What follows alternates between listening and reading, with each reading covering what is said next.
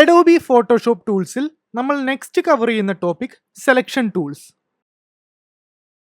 നമ്മളിപ്പോൾ രണ്ട് പാത്ത് ഇവിടെ ക്രിയേറ്റ് ചെയ്തിട്ടുണ്ട്. അതിൽ ഒരെണ്ണമാണ് സെലക്റ്റഡ് ആയി കിടക്കുന്നത്. അപ്പോൾ നമ്മൾ എക്സ്ട്രാ ആയിട്ട് പുതിയ ആങ്കർ പോയിന്റ്സ് ഒന്നും കൊടുക്കാതെ നമ്മൾ നേരത്തെ ക്രിയേറ്റ് ചെയ്തിട്ടുള്ള ഒരു പാത്ത് എങ്ങനെ ആക്സസ് ചെയ്യും, അതിന് വേണ്ടിയിട്ടാണ് നമ്മുടെ അടുത്ത സെറ്റ് ഓഫ് ടൂൾസ് വരുന്നത്. അതായത് പാത്ത് സെലക്ഷൻ ടൂളും ഡയറക്റ്റ് സെലക്ഷൻ ടൂളും. ഇതിൽ നമ്മൾ ഡയറക്റ്റ് സെലക്ട് ടൂൾ യൂസ് ചെയ്യുന്നത് നമ്മൾ ഓൾറെഡി ക്രിയേറ്റ് ചെയ്ത ഏതൊരു പാത്തിൻ്റെയും ഒരു പർട്ടിക്കുലർ ലൈനോ അതല്ലെങ്കിൽ ഒരു പർട്ടിക്കുലർ ആങ്കർ പോയിന്റോ സെലക്ട് ചെയ്യാൻ വേണ്ടിയിട്ടാണ്.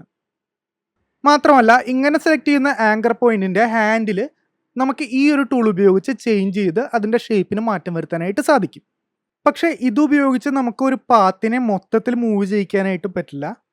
അതിന് വേണ്ടിയിട്ടാണ് നമ്മുടെ അടുത്ത ടൂൾ ഉപയോഗിക്കുന്നത്, അതായത് പാത്ത് സെലക്ഷൻ ടൂൾ.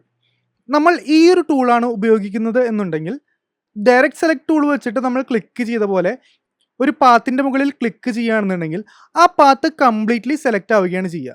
നമുക്കതിനെ ക്ലിക്ക് ചെയ്ത് ഡ്രാഗ് ചെയ്ത് ആവശ്യമുള്ള പൊസിഷനിലേക്ക് മൂവ് ചെയ്ത് വെക്കാനായിട്ട് സാധിക്കും.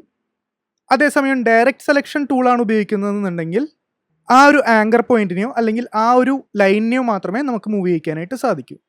അതേപോലെ തന്നെ പാത്ത് സെലക്ഷൻ ടൂൾ വെച്ച് സെലക്ട് ചെയ്തേക്കുന്ന ഒരു പാത്തിനെ നമ്മൾ ഡിലീറ്റ് ഞെക്കി കഴിയുകയാണെന്നുണ്ടെങ്കിൽ ആ പാത്ത് കംപ്ലീറ്റ്ലി ഡിലീറ്റ് ആകും.